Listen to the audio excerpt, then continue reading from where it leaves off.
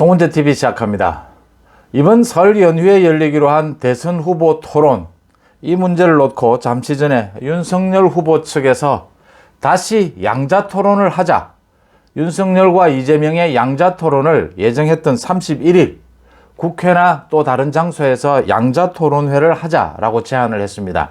그러니까 어제 법원에서 안철수와 심상정의 그 가처분, 방송금지 가처분 신청을 받아들이면서 양자 토론은 안 된다, 사자 토론을 해야 된다, 이렇게 한 부분에 대해서 윤석열 후보가 답을 내놓은 것입니다. 그러니까 방송 3사를 통해서, 지상파 방송 3사를 통해서 첫 토론회부터 이렇게 양자 토론회를 한다는 것은 안 된다는 거니까, 영향이 너무 커서 안 된다라고 하는 거니까, 이 사실 재판이 좀 비합리적입니다. 그러니까 이 시대에 맞지 않은 상황입니다. 그건 조금 이따 설명을 드리고요. 그렇다라고 하니까 그러면 방송 3사가 주도하는 것이 아니고 후보끼리 주도해서 오는 31일 양자 토론회를 하자. 그러면 문제가 없는 것 아니냐라고 제안을 했습니다. 이 부분에 대해서는 민주당 이재명 쪽이 계속해서 토론회를 하자, 양자 토론이든 뭐든 하자라고 하는 입장이었기 때문에 이재명 후보가 받아들일 것으로 보입니다. 그 다음 어제 법원의 결정에 따라서 지상파 방송 3사에서는 31일이나 2월 3일 이제 사자 토론회를 하자라고 제안을 해놓은 상태입니다. 이 부분에 대해서 윤석열 후보 측은 그러니까 법정 토론회 형식을 하자라는 것인데, 법정 토론회를 한 번 더 하자는 것 아니냐, 큰 의미는 없다, 하지만 참여할 수도 있다, 가능성은 열어두었습니다. 그러니까 양자 토론회 31일 양자 토론회를 하고 2월 3일 사자 토론회를 할 건지 안 할 것인지는 아직 결정하지 않고 가능성은 열어두었다. 법정 토론회가 사자로 열리지 않습니까?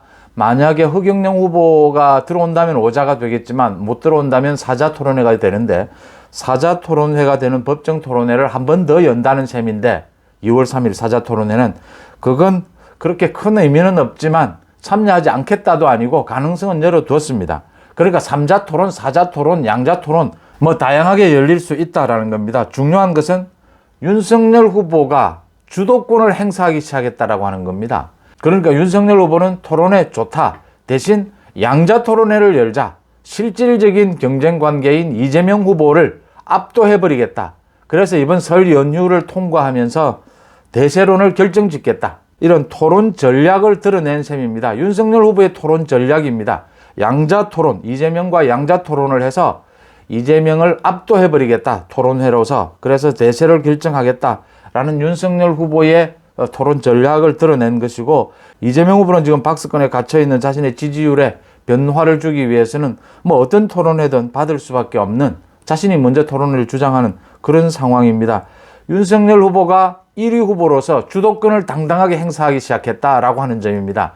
그러니까 2월 3일 방송 3사가 제안을 한 그 사자 토론회에 윤석열 후보가 참석을 할 수도 있고 참여하지 않을 수도 있습니다. 그런데 1위 후보가 참여하지 않는 3명의 후보 토론, 큰 의미가 있겠느냐라고 싶고요. 윤석열 후보가 그런 부분도 다 계산을 하고 있다. 뭐 양자 토론, 3자 토론, 4자 토론, 5자 토론, 뭐 토론회가 많이 열리고 많은 방식대로 열리는 것이 이 코로나 전국에 대면 접촉이 어려운 만큼 바람직할 겁니다. 하지만 지지율이 좀 상당히 앞서는, 주도권을 완전히 잡고 있는 윤석열 후보 입장에서는 토론회를 윤석열 후보 자신의 의도에 맞는 그런 실질적인 형식의 토론회를 여는 것이 맞지 않느냐, 윤석열 후보의 결정이 바르다, 이렇게 보입니다. 또 이 양자 토론회를 열고 난 다음에 다음 달 2월 3일 사자 토론회를 참석할 수도 있고요, 참여할 수도 있다, 이런 부분입니다.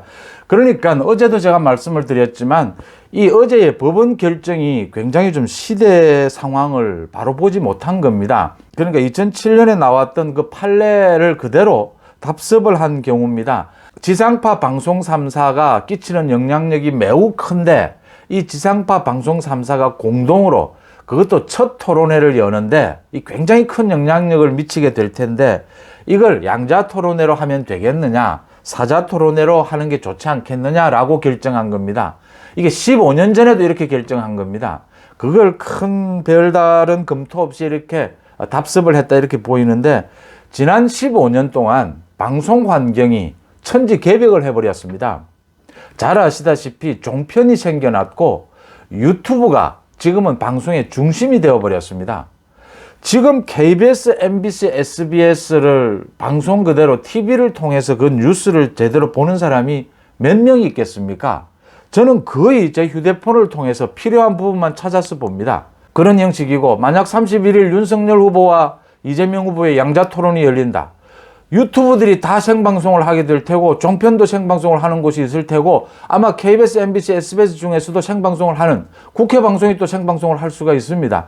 이렇게 생방송을 하면 기존 지상파 방송의 영향력이라는 것이 생각하시는 것처럼 전혀 15년 전과는 다르다라고 하는 겁니다. 어떻게 보면 유튜브 한 곳보다도 영향력이 떨어질 수도 있다라고 하는 것, 이 부분을 간과했다 이렇게 보입니다. 그래서 윤석열 후보가 그렇다면 방송 지상파 3사가 주도해서 하는 토론회는 그러면 하지 않겠다, 그건 하지 말라고 하니까 그게 또 애매합니다. 첫 토론회 설 연휴고 영향력이 너무 크니까 지금을 하지 말라는 건데, 그럼 다음에는 또 해도 되는 것인지, 뭐 이렇게 문제가 생기게 되는 겁니다. 그래서 그러면 하지 않고 양자 토론회를 하자, 마찬가지지 않습니까? 지금 이재명 후보는 김동연 후보와 양자 토론회도 준비하고 있다고 합니다. 그 단일화 작업을 위해서. 마찬가지로 윤석열 후보가 안철수 후보와의 양자 토론도 할 수가 있는 것이고요. 이렇게 양자 토론, 삼자 토론, 사자 토론 다양하게 열 수 있는 것이다. 그중에 윤석열 후보는 자신이 주도권을 행사하면서 31일은 양자 토론을 고집하겠다. 이재명 후보가 이건 자신이 주장을 한 것이니까 따라올 수밖에 없을 것이다.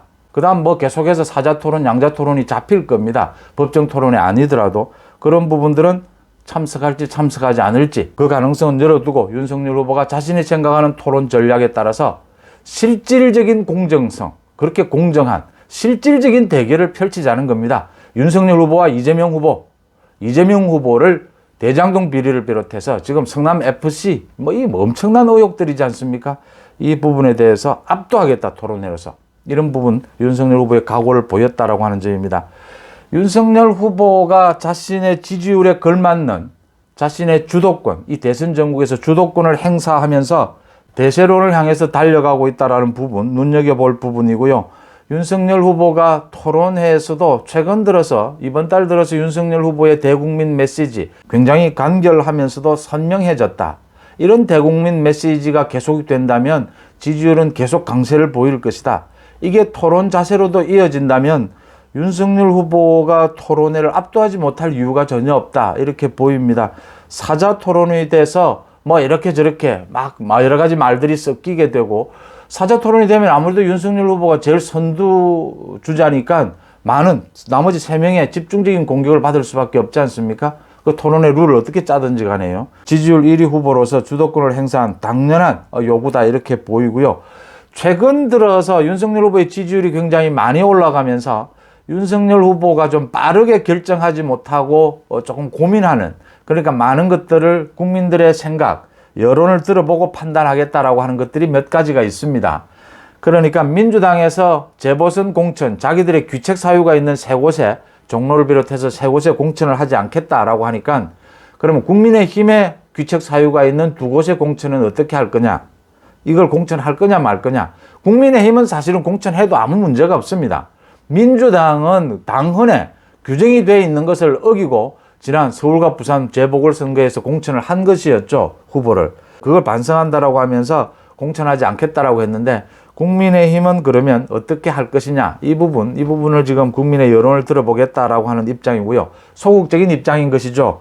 그 다음 김건희 씨의 그 녹취록 부분과 관련해서 그게 큰 영향을 끼치지 못했다, 오히려 윤석열 후보의 지지율에 도움이 되었다, 또 김건희 씨의 인기가 올라갔다, 오히려 이런 결과가 드러나고는 있지만, 그래도 부적절한 부분에 대해서는 사과를 하는 것이 맞지 않겠느냐, 털고 가는 것이 맞지 않겠느냐, 이 부분도 굉장히 고민을 하고 있는 중이고요.